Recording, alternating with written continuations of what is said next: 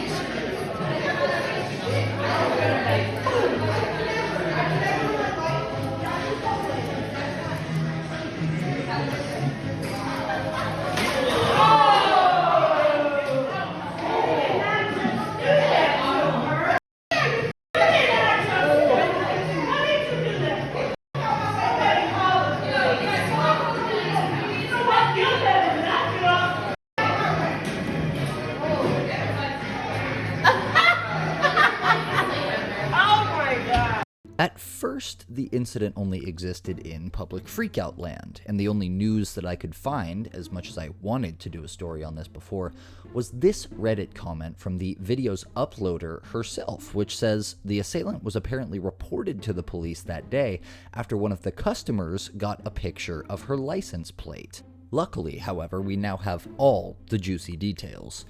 The woman you see throwing the food here is 39-year-old Rosemary Herein, an unemployed mother of 4, and this all happened because apparently she had ordered a plain chicken bowl and didn't like how it was being prepared. She had already, according to multiple outlets, asked the woman she threw the food at to remake her food, making this the 3rd time the employee had made the food for her. She was, believe it or not, so enraged and disgusted by the way that it was prepared for her that she decided to throw the still piping hot burrito bowl at the employee, covering her in food and sauce in front of a massive crowd of people. Extremely embarrassing. Now, the victim of this lunacy was 26-year-old Emily Russell, and she was actually a manager, not just an employee at this Chipotle, and a 4-year veteran of the location. She notes that she had stepped in to serve the unruly woman after she had become aggressive with a 17-year-old employee, saying, "No one acts like that to an employee, especially if I'm a manager," unquote. So she sounds like she's a manager that protects her employees, and I think we can all appreciate that, right? But perhaps as shocking as the event itself is the reason behind it. She characterized the catalyst of the incident like this, and this touches on what we were already talking about. "She just didn't like the way I made her food," she said. "I made her food twice, and she had left the building, checked her food in the car, and she came back and started yelling at me and my crew, disturbing my customers. Next thing I know, I had food in my face, dripping from my hair," unquote. As she had just prepared the food moments ago, it was still quite hot, and according to Emily, she suffered a few bruises, but nothing too major. What's worse, according to Emily, she, quote, "had to work with food on my face and hair for the next 4 hours after it happened because no one was sent to relieve me." She also said she went to the emergency room after her shift. Not only that, but Emily says Chipotle was not remotely helpful or supportive in the wake of the attack. I was working 65 hours a week, she said. I was exhausted. I had anxiety every day about going to work. Perhaps unsurprisingly, we also learned that Emily opted to leave her job at Chipotle about a month later. Now, perhaps I, like many others, assumed that the viral video was the last we'd hear of this event. Obviously, it's not, because I just told you a bunch of information, but there are actually real consequences for throwing food in someone's face, because such an action, rather obviously now that I think about it, constitutes a pretty clear-cut case of assault. So there has been, in fact, some punishment. Because on Tuesday, November 28th, very recently actually, she was hauled before Parma Municipal Court Judge Timothy Gilligan, facing one count of assault and forced to explain herself before not only the judge, but Emily herself.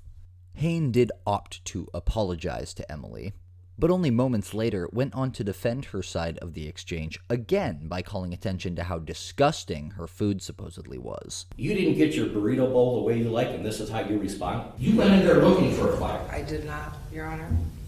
I did not. If I show you how my food looked and how my food looked a week later from that same restaurant, it was disgusting looking. In response to this, the judge proceeded to dunk on her. And all I wanted I was would be made disgusted by that correctly. food. My daughter was when I'll bet you're not going to be happy with the food you're about to get in jail. During the proceedings, the judge reportedly told Herein, quote, "You didn't get your burrito bowl the way you like, and this is how you respond? This is not Real Housewives of Parma." Which is, of course, very funny. But you'll be happy to know, as our protagonist Emily was, that this judge had no intention of letting Herein off the hook or giving her a simple slap on the wrist.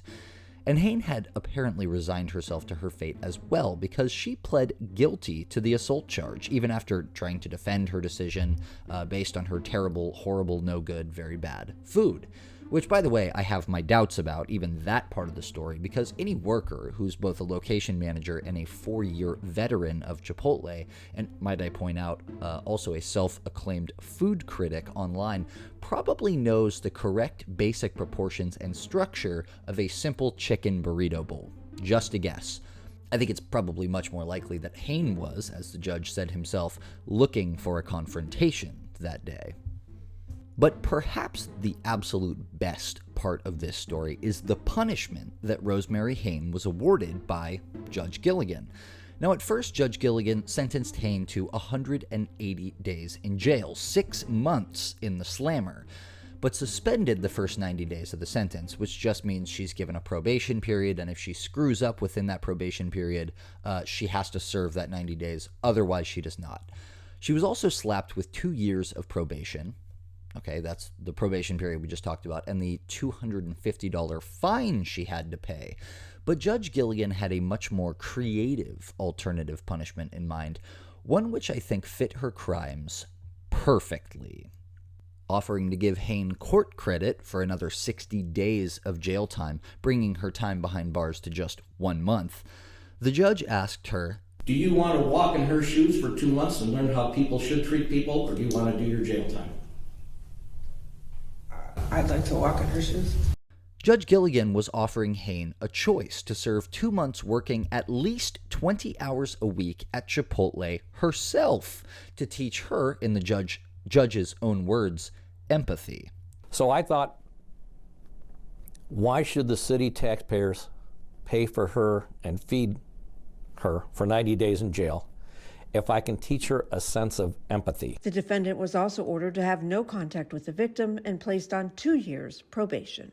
Meanwhile, her lawyer, Joseph O'Malley, pleaded with the public in a brief statement to CNN to, quote, give her the opportunity to not let this one day define the rest of her life. So Miss Herein will now be forced to face precisely the same kinds of derision and abuse that often characterize the day-to-day experiences of many fast food and service workers, which will hopefully teach her, the basic empathy skills that she should most definitely have developed by age 40, and that she'll need to be able to raise 4 halfway decent children. As for Emily Russell, when asked if she thought the punishment was satisfactory, she said she was glad Herein didn't just get a slap on the wrist. She's going to get what she deserves, she told WJW station in Cleveland. She didn't get a slap on the wrist. She's going to learn to work in fast food, and hopefully it will be good. She didn't get a slap on her wrist, so she's going to learn how to work in fast food, and hopefully it'll be good. Russell also got an outpour of support from her community, as well as from random internet people she didn't know. Her friend Heather even set up a GoFundMe, which has now amassed a whopping $10,000 of its initial $1,500 goal. In case anyone feels inclined to add to the pot, I'll leave the link in the description below. She has also reportedly found a new job at Raising Cane's and hopes to be promoted to a managerial role within the next few months. As for Chipotle itself, they finally released a statement to today.com, not when the incident happened, but now that it's been resolved already. The health and safety of our employees is our greatest priority, and we're pleased to see justice served for any individual that does not treat our team members with the respect they deserve. Normally, this is the part of the video where I ask, what do you think? And hem and haw over whether this all turned out as it should have, but I feel like this is one of those rare reckoning scenarios where pretty much everyone is going to agree that this lady totally deserved punishment, which means the only deliberation of consequence is whether or not it was enough. So my question to you is, was it enough? Was the punishment clever? Did she get off easy, not having to spend 6 full months in the slammer? Share your thoughts in the comments below. We look forward to Hayne learning some basic empathy skills from her hopefully terrible experience working at a fast food restaurant for 20 hours a week, though I personally think 40 would have been a lot funnier. And we wish Emily the best at her new job at Raising Cane's. All right, folks, that's it for me. See ya!